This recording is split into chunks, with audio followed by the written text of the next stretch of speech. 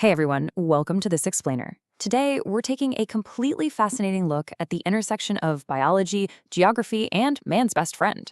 I mean, have you ever looked at a little dog shivering in a tiny knit sweater and thought, yeah, you are definitely not dressed for this weather? Well, the truth is, not every dog is built for the zip code they actually live in.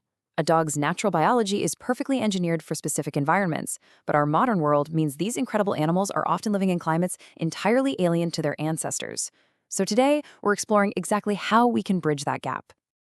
Okay, let's dive into this roadmap for today. First, we'll look at built for their climate, then cold weather breeds in warm climates, followed by warm weather breeds in cold climates, the limits of adaptation, and finally, know your individual dog.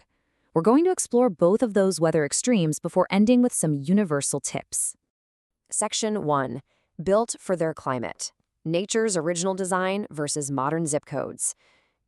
It's pretty amazing how many dogs actually thrive in climates completely different from where their breed originally originated.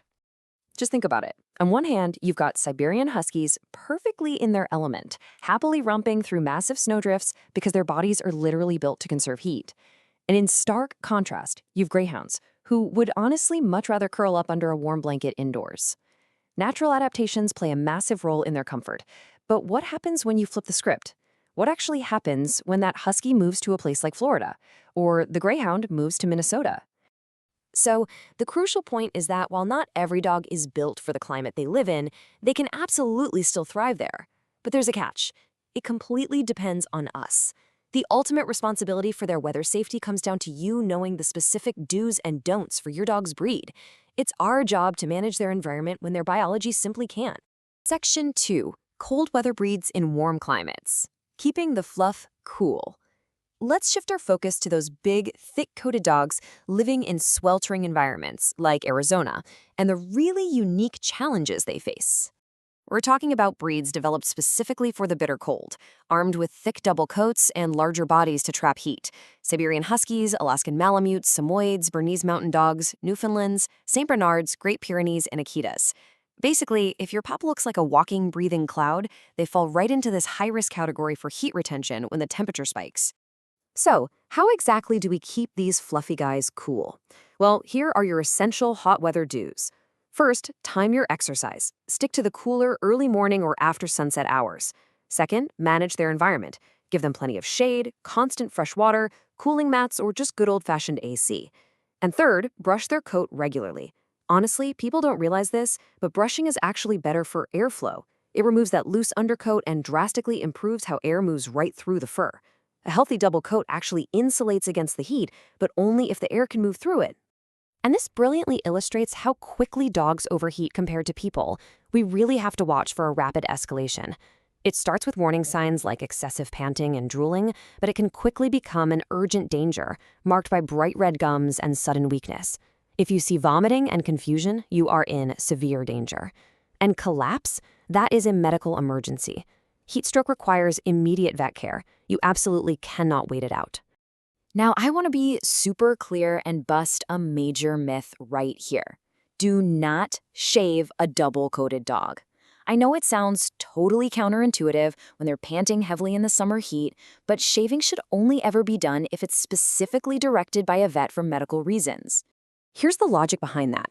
Nature's design is actually brilliant. An intact double coat acts just like a thermos. It regulates their body temperature, insulates them against external heat, and actually protects their sensitive skin from sunburn. If you shave that coat off, you completely destroy their ability to regulate their temperature. Plus, you risk permanently damaging how the fur grows back, leaving them way more vulnerable than they were before. To close out our summer section, here is a highly practical and frankly memorable tip. Pavement gets incredibly hot. If asphalt is too hot for your bare hand to comfortably touch for several seconds, it is definitely too hot for their paw pads. Period. Section 3, warm weather breeds in cold climates, protecting the short-haired pups. Let's move to and see how this builds on what we just talked about, pivoting to short-haired, low body fat dogs experiencing those freezing, snowy winters. These are specific breeds that naturally have short coats and a lot less insulation, which makes them incredibly vulnerable to winter chills.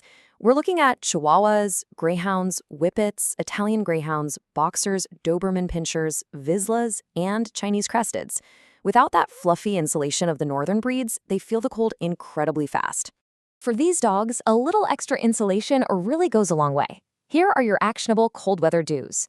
Get them a proper winter coat, one that actually fits and doesn't restrict their movement. Limit their time outdoors. Especially for puppies and seniors, multiple short trips are much safer than one long freezing walk. Inside, make sure to provide a nice, warm sleeping area far away from any chilly drafts. And safely using heated pet beds is a fantastic idea too. Winter also brings a very unique set of hazards for their feet. Here is how you protect those paws. Step 1. Apply dog boots or a good paw balm before heading out. Step 2. Keep the walks short so you avoid freezing exposure. And step 3, and this one is crucial, rinse their paws with warm water after the walk. This doesn't just prevent physical damage from the ice, it actually removes road salt and toxic de-icing chemicals so your dog doesn't lick them off their feet later. Here is the ultimate rule of winter. Don't leave dogs outside for long periods, and absolutely never ignore shivering. Cold exposure leads straight to hypothermia or frostbite on their ears, tail, and paws. Shivering is your dog's very first alarm bell.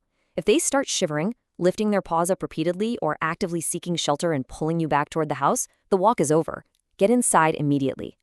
Section 4. The limits of adaptation. Can they just get used to it?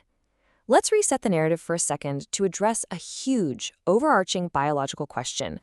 Can dogs simply adapt to different climates? Like, if you move a husky to Miami, will it eventually just evolve out of its discomfort and grow a thinner coat? The short answer is yes, but with very strict limits. Now, what's really interesting about this slide is that while dogs do get accustomed to seasonal changes, their core breed biology absolutely does not disappear. A husky living in Florida is still going to have that thick, insulating coat, and a greyhound living in Minnesota will still have relatively little body fat for insulation. You just can't assume they'll magically adjust to extreme temperatures just because they've lived there for a few years.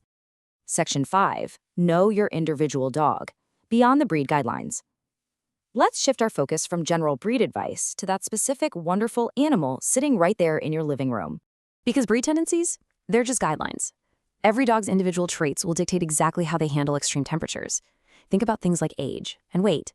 Do they have underlying health conditions? What's their normal activity level? What is their specific coat quality? A senior, overweight husky with a health condition is going to handle a hot afternoon very differently than a young, fit one. Ultimately, this is empowering because you hold the key here. Watch your dog's body language. They will literally communicate with you.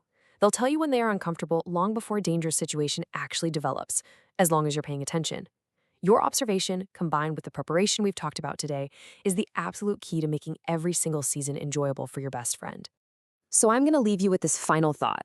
Knowing your dog's unique biological limits and their individual traits, what is one change you need to make today to guarantee they stay safe in tomorrow's forecast? Think about it and make that change. Thanks so much for joining me on this explainer, and we will catch you next time.